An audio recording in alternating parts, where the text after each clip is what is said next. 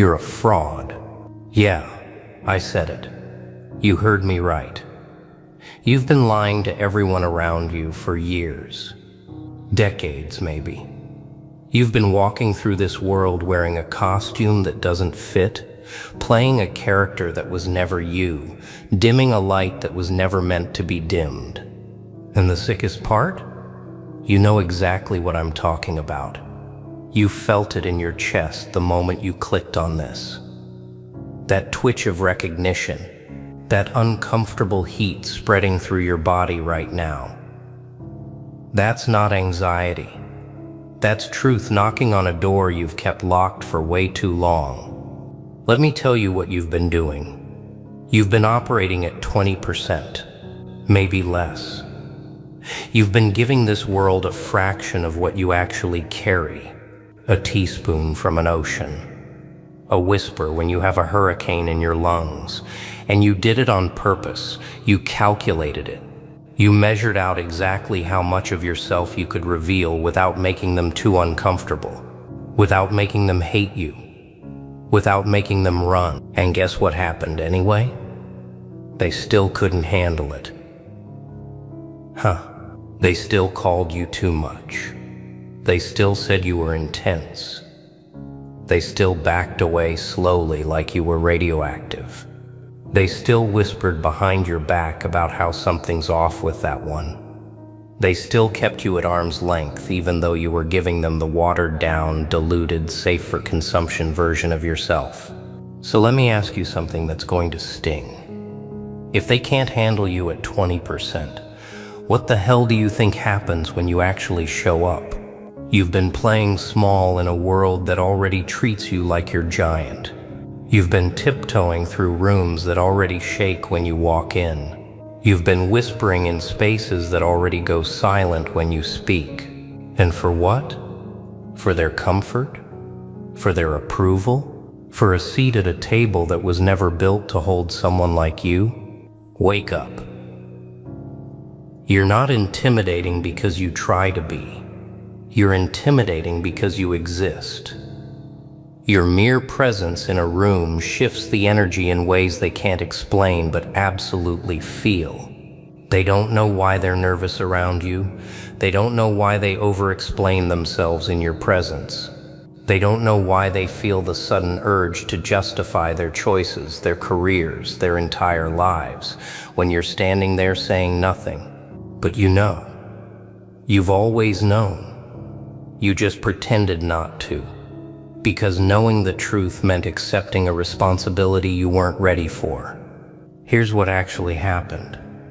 Somewhere along the way, probably when you were young, you showed someone your full self.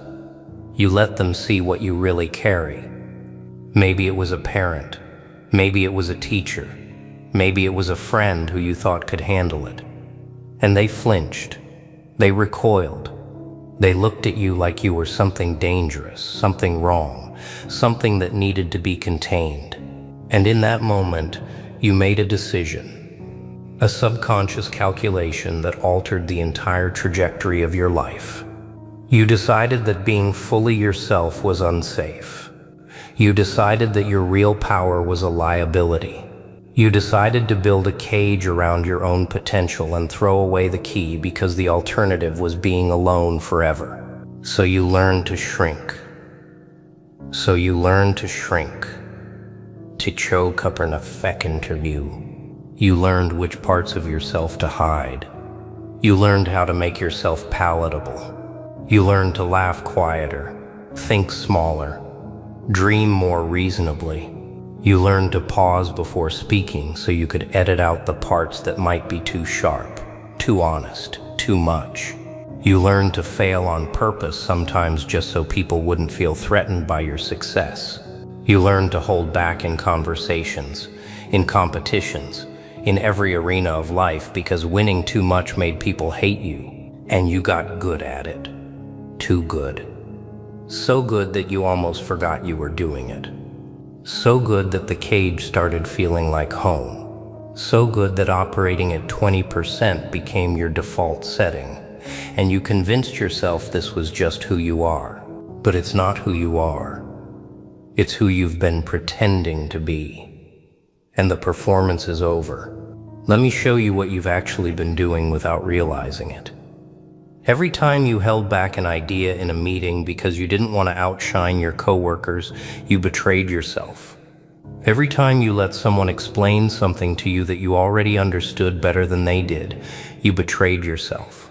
Every time you played dumb to make someone else feel smart, you betrayed yourself. Every time you let them win arguments you could have dismantled with a single sentence, you betrayed yourself. And for what? Did they appreciate it? Did they reward your sacrifice? Did they even notice the gift you were giving them by making yourself smaller so they could feel bigger? No. They just assumed you were actually that small. They just believed the lie you were telling. They just accepted the fraction as the whole and treated you accordingly. You made yourself a shadow and then wondered why no one could see you. But here's where it gets interesting. Even at 20%, things happened that shouldn't have happened. Even operating at a fraction of your capacity, you accomplished things that made them whisper. Even playing small, you still ended up in rooms that were supposedly above your level. Even holding back, you still said things that stuck in people's minds for years. Even dimming your light, you still somehow became the person they compared others to. You ever notice that? How people reference you as a standard even though you've been coasting. How you become the benchmark, even though you haven't really tried. How you win things you barely competed for while others who gave everything came up short. That's not luck. That's leakage. That's your real power seeping through the cracks of your containment. That's 20% of something massive still being more than 100% of something ordinary. That's you accidentally outperforming people who are giving everything they have while you're basically asleep at the wheel. And it makes them furious. They don't know why, but they feel it. They feel the injustice of watching you succeed without apparent effort.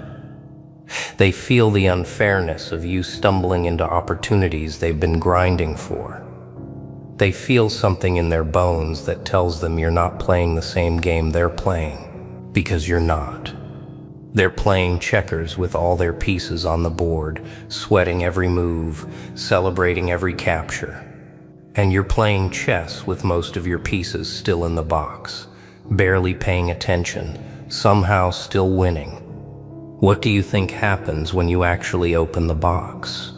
What do you think happens when you actually sit down at the board with intention? What do you think happens when 20% becomes 50%? When 50% becomes 80%? When you actually decide to show this world what you've been hiding? I'll tell you what happens. Chaos. Beautiful, terrifying, irreversible chaos. The kind of chaos that rebuilds industries. The kind of chaos that rewrites hierarchies.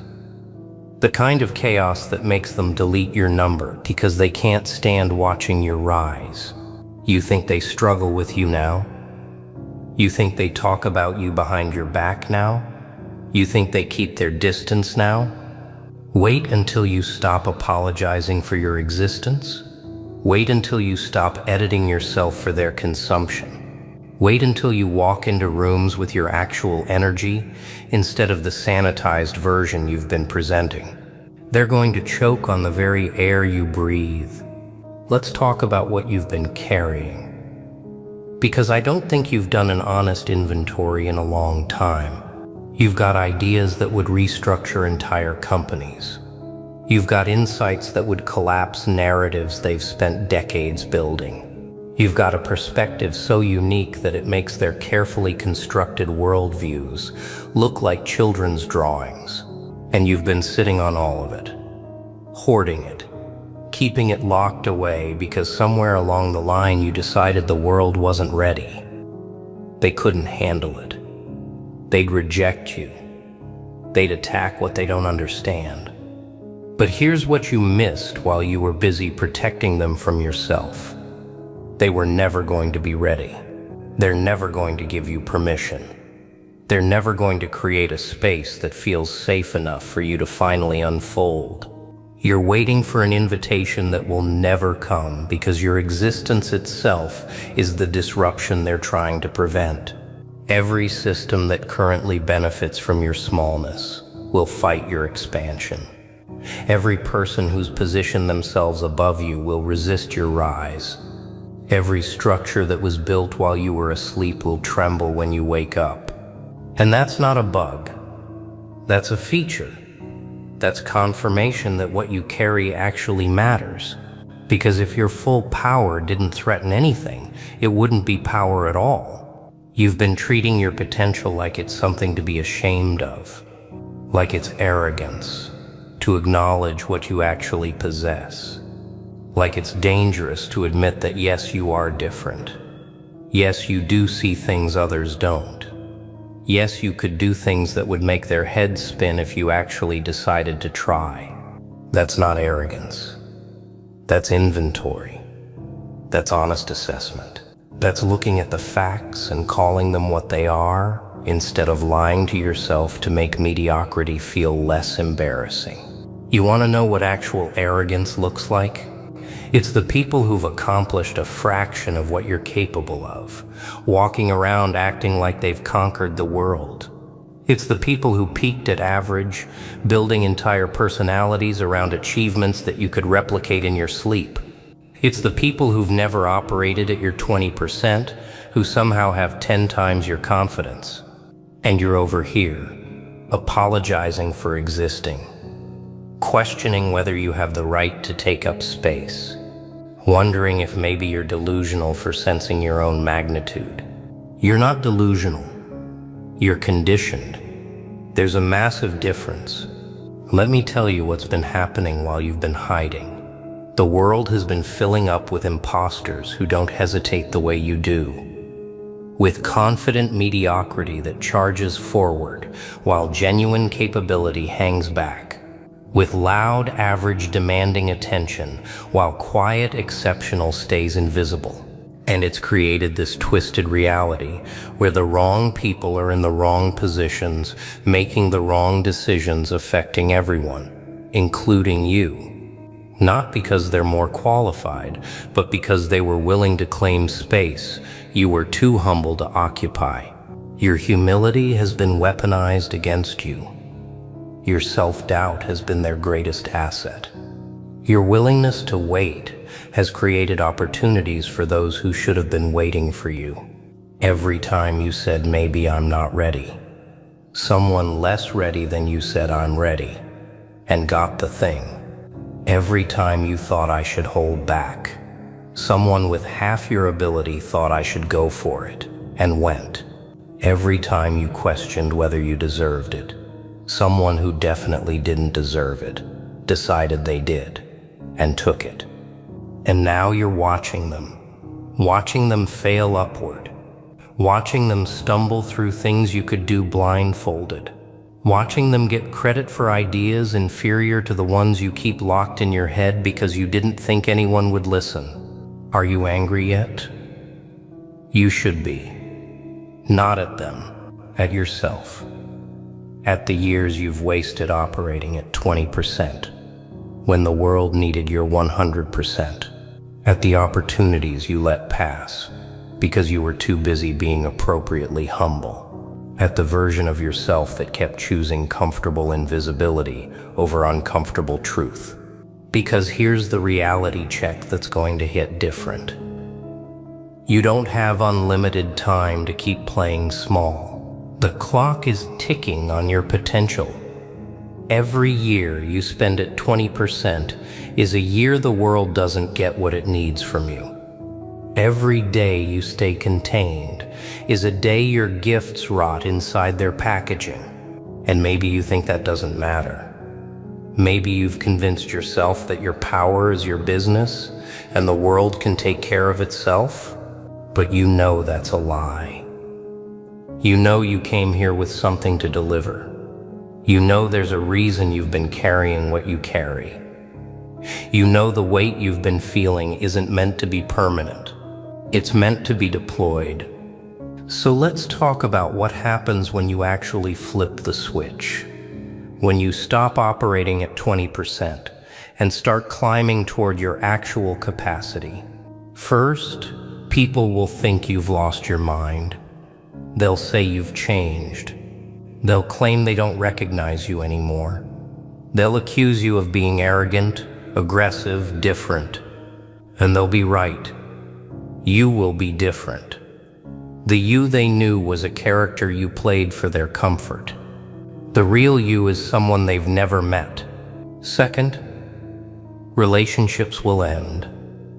Some people signed up for the small version of you. They're invested in your limitations. They need you to stay contained because your expansion threatens their position.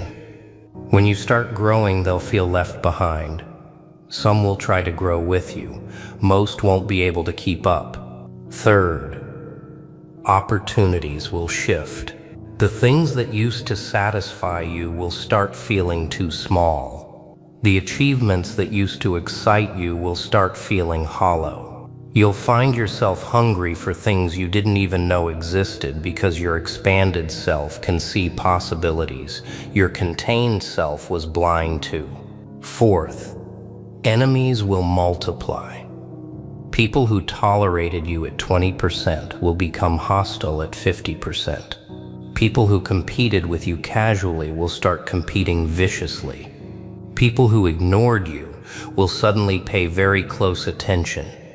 Your growth will be perceived as a threat by everyone who benefits from you staying small. And fifth, you'll finally feel alive. For the first time maybe ever. You'll feel the alignment of living as yourself instead of performing as someone else. You'll feel the power of using what you have instead of hiding what you carry.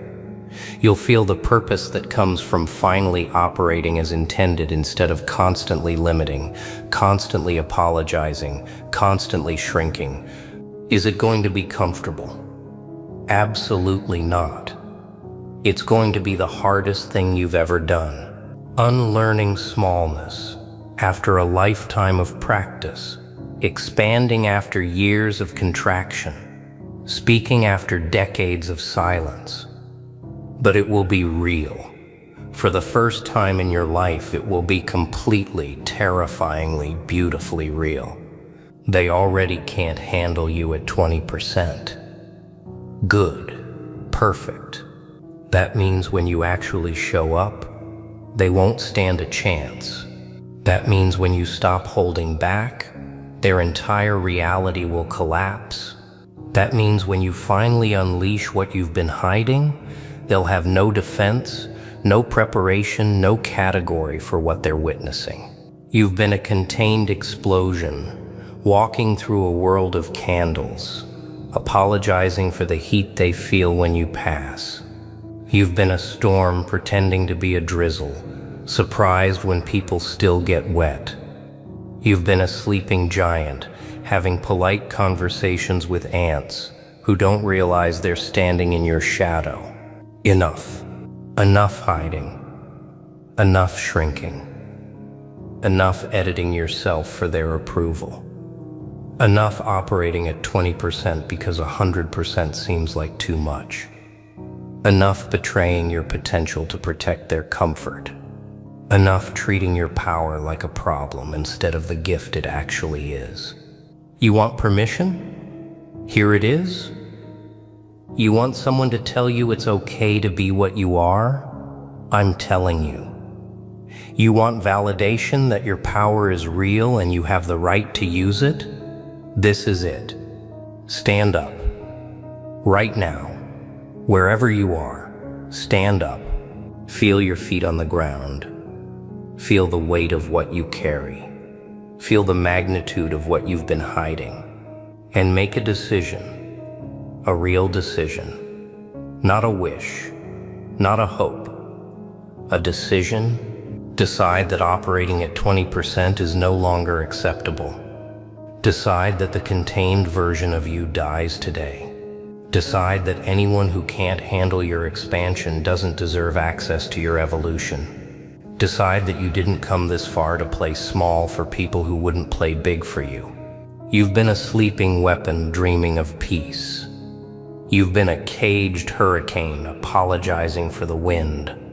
You've been the most dangerous person in every room, pretending to be the safest. That ends now. Let them see what happens when 20% becomes 100%. Let them discover why they were right to be nervous around you. Let them witness the full weight of what you've been hiding behind humility and hesitation. They already can't handle you, and that's when you're barely trying. Imagine what happens when you actually show up. Now stop imagining and start becoming. Welcome back.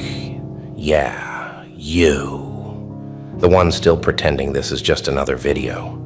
The one breathing quietly like your entire internal history didn't resemble a war zone. You've gotten very good at acting normal, haven't you? At sitting there like you didn't just live through experiences that should have permanently removed your name from the human gene pool.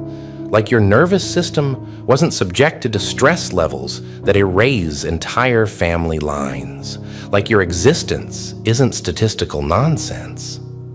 Let's stop lying for a moment. You endured pain that would have wiped out bloodlines. Not metaphorically, not dramatically, literally. The kind of pressure that collapses generations. The kind of suffering that ends stories before they're ever finished. And yet here you are, still scrolling, still functioning, still alive in a way that doesn't make sense. The real question isn't how you survived. The real question is, what the hell did you become? Because you didn't just get through things.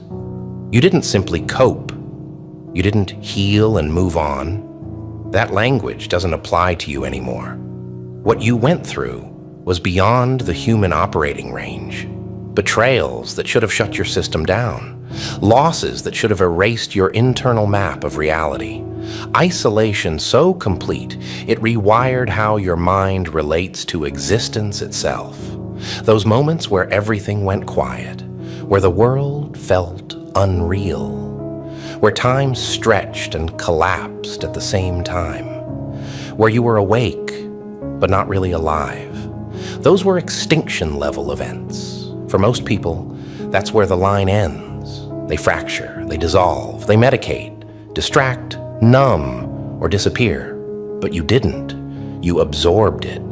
Every unspeakable thought, every night your body stayed awake while your mind shut down, every unanswered question, every silent rejection. Every moment where reality felt hostile instead of neutral. You didn't scream, you didn't beg, you didn't broadcast it. You metabolized it. And that's not normal. Do you realize how far outside the curve that puts you? There are stress thresholds the human organism isn't designed to cross. There are emotional loads that collapse identity. There are psychological weights that erase continuity of self. You carried those loads anyway. Not with support, not with guidance, not with anyone holding your hand.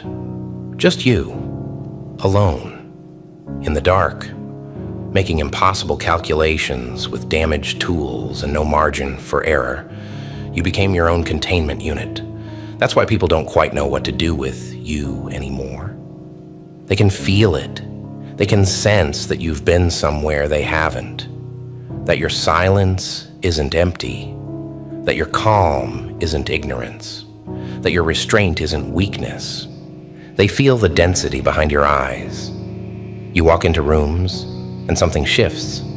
Conversations slow down. Jokes land differently. People start explaining themselves even when you didn't ask. Because you're carrying something now. Not trauma in the way they understand it, not pain in the way motivational culture packages it. You're carrying aftermath. You're carrying the weight of things that didn't finish you, the residue of timelines that should have ended but didn't, the gravity of outcomes that were statistically impossible. And the strangest part, you're not dramatic about it. You're not posting about it. You're not monetizing it. You're not turning it into a brand. You're just existing, making coffee, doing your work, responding when spoken to, living quietly like you didn't just survive something designed to destroy you. And that unsettles people more than if you were visibly broken. Because broken makes sense. Angry makes sense. Dysfunctional makes sense. But you're operational. That's the part they don't have a category for. They don't study people like you. They don't put you in textbooks. They don't include you in recovery models because you didn't follow the expected trajectory. You didn't regress. You didn't collapse. You didn't return to baseline. You changed form under pressure, while others were unraveling over manageable stressors, while they were collapsing under inconveniences, while they were negotiating meaning from minor wounds.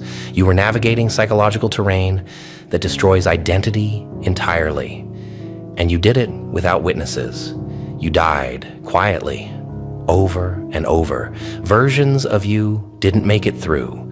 You buried them internally without funerals or acknowledgments. That innocence? Gone. That naivete? Gone. That expectation of fairness? Gone. You paid for this evolution in full. And now you exist with systems that weren't there before. Your perception runs deeper. Your tolerance is abnormal.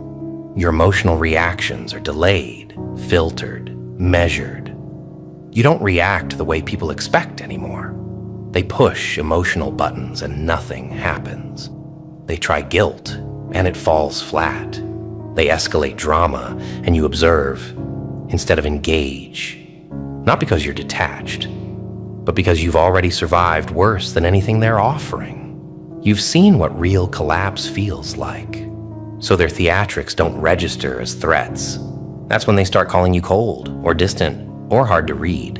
What they mean is, you're no longer controllable through pain. You already paid the maximum cost. That's the freedom no one warns you about. And yes, there's a cost. You don't fit cleanly anymore. Small talk feels surreal. Surface level complaints feel strange. The problems people panic over feel distant. Not because you're superior, but because your internal scale has changed.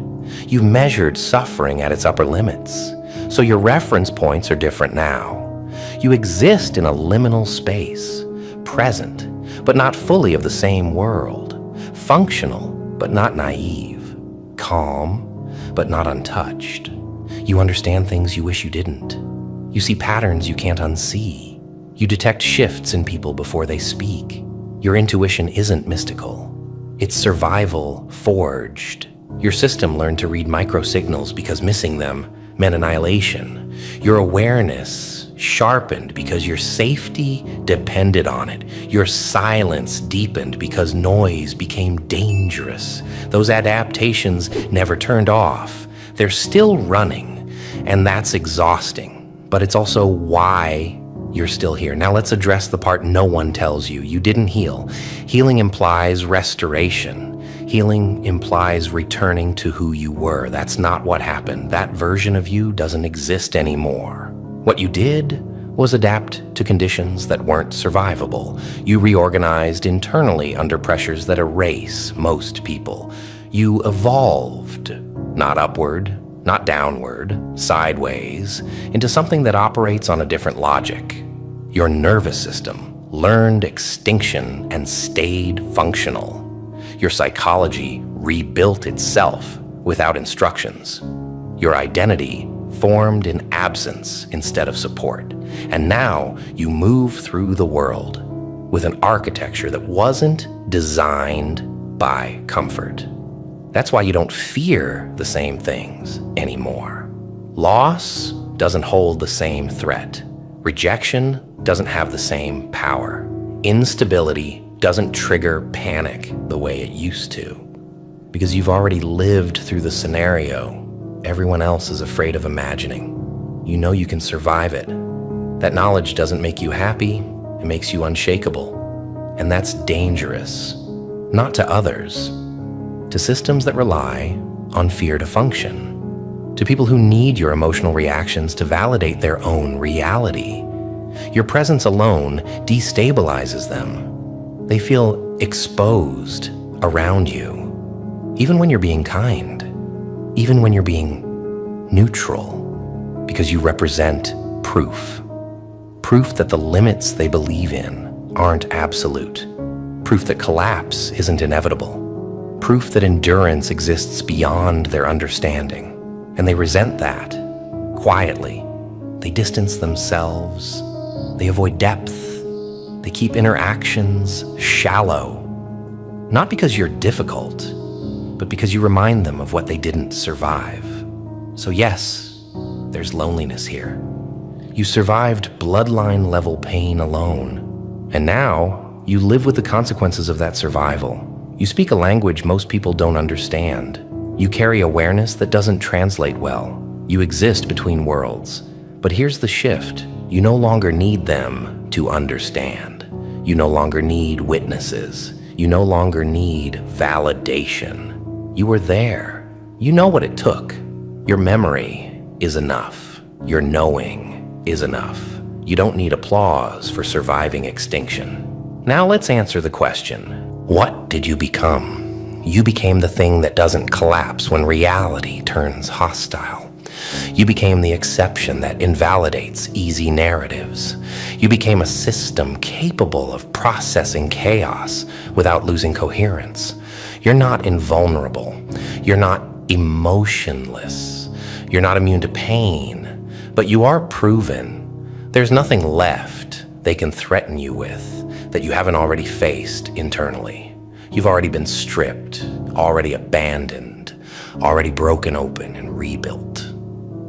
So what leverage remains? None. That's the power you're sitting on. And you haven't even decided what to do with it yet. You didn't survive all of that to live small. You didn't endure extinction-level pressure to play it safe. You didn't become this to disappear. This isn't the end of the story. This is the point where the rules stop applying. You endured pain that would have wiped out entire bloodlines. And now the world has to deal with what came out the other side. Not a victim, not a cautionary tale, something else. And you're just getting started. So now you're standing in unfamiliar territory. Not broken, not healed, not chasing meaning the way you used to. You're standing in the aftermath of survival, and this is the part no one prepares you for.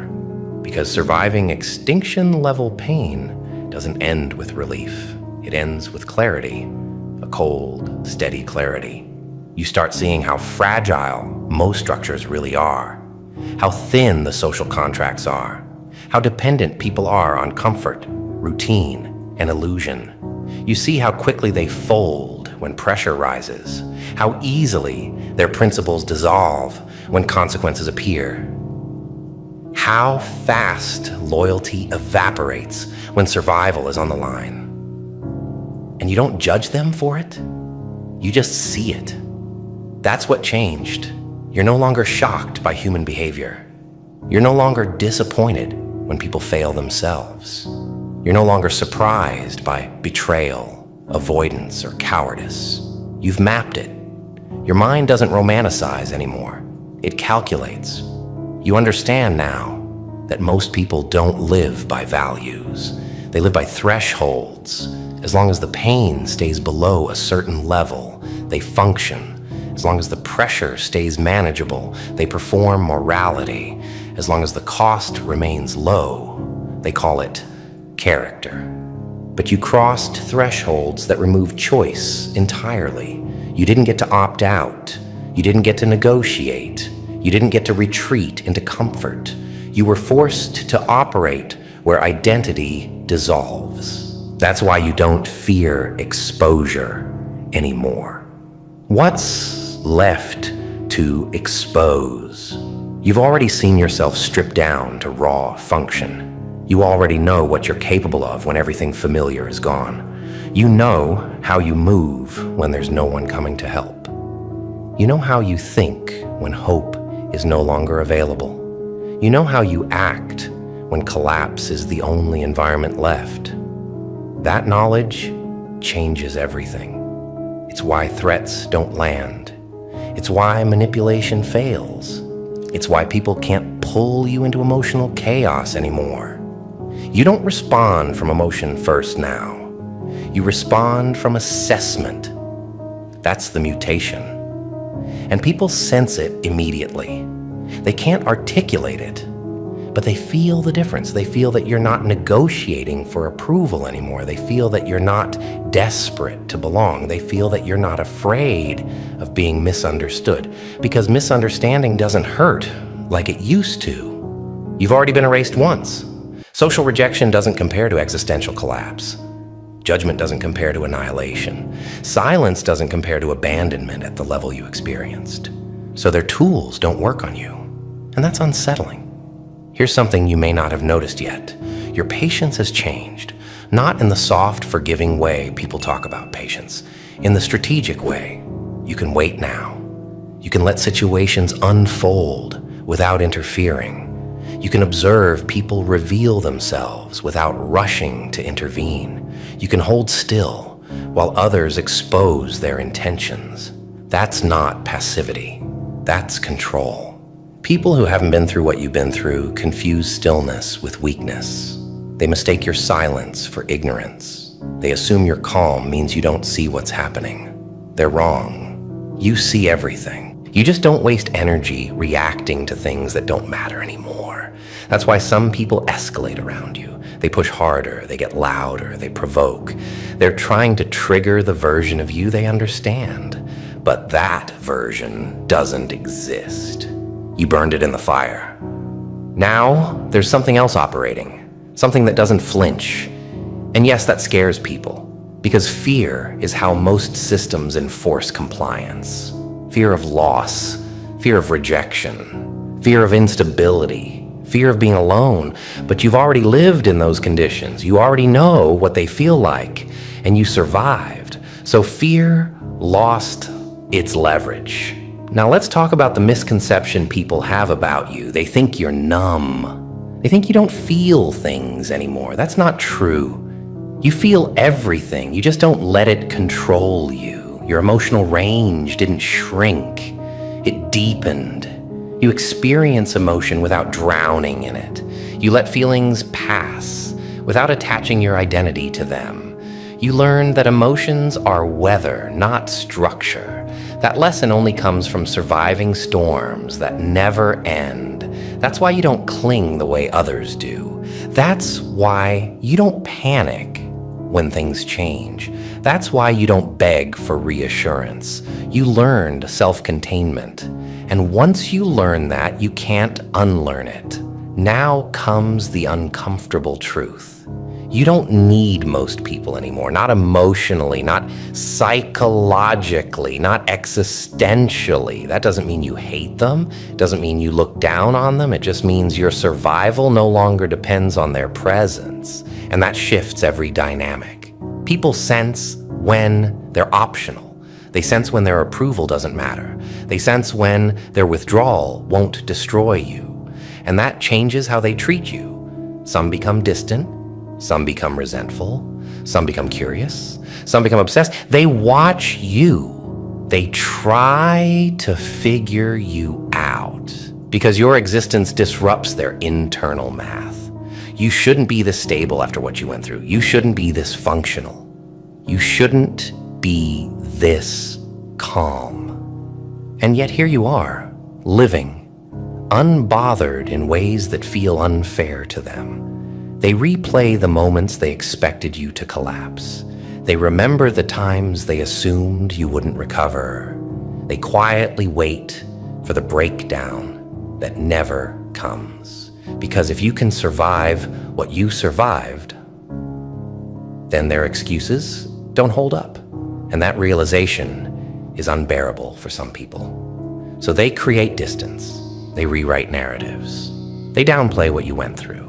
They tell themselves you weren't hit that hard, that it wasn't that bad, that you're exaggerating. Not because they know your story, but because accepting the truth would force them to confront their own limits. You don't correct them. You don't argue.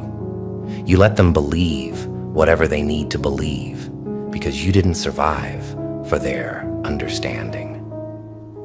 Now let's address something important. Power. Not the loud kind, not dominance, not control over others. The quiet kind. The kind that comes from knowing you can survive anything. You're not reckless now. You're precise. You choose where to invest energy. You choose when to engage. You choose what's worth your attention. Because attention is expensive when you've rebuilt yourself from nothing. You don't waste it. You've become selective. That's not arrogance. That's efficiency. You understand that not every battle deserves your presence. Not every conflict deserves your response. Not every person deserves access to you. That discernment was forged in crisis, and it's permanent. You also understand something else now. Most people are terrified of silence. They fill space with noise because stillness forces confrontation. They distract themselves because attention inward feels dangerous. You don't have that problem anymore. You've sat in silence that felt infinite. You've listened to your own mind when there was nowhere to escape. So quiet doesn't scare you. In fact, it's where you're most powerful. That's why you don't chase stimulation the way others do. That's why you don't need constant validation. That's why you don't panic when nothing is happening. You trust yourself in emptiness. That's rare. Now let's talk about what comes next. Because survival wasn't the end game. Survival was the initiation. You didn't go through all of that just to exist. You didn't endure bloodline-ending pressure to remain dormant.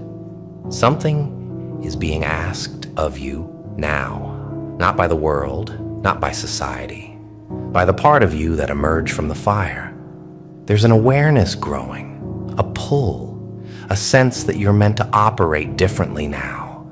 Not louder, not more visible, more intentional. You're beginning to realize that your presence alone has impact, that your words carry weight even when you say little, that your decisions ripple further than you expect.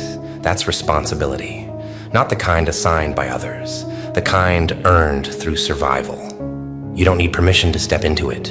You don't need validation. You don't need applause. You already paid. And yes, it's tempting to disappear, to stay small, to stay quiet, to stay hidden, because visibility carries risk. But you didn't survive extinction to live in hiding. You didn't become this to retreat. You're not meant to dominate.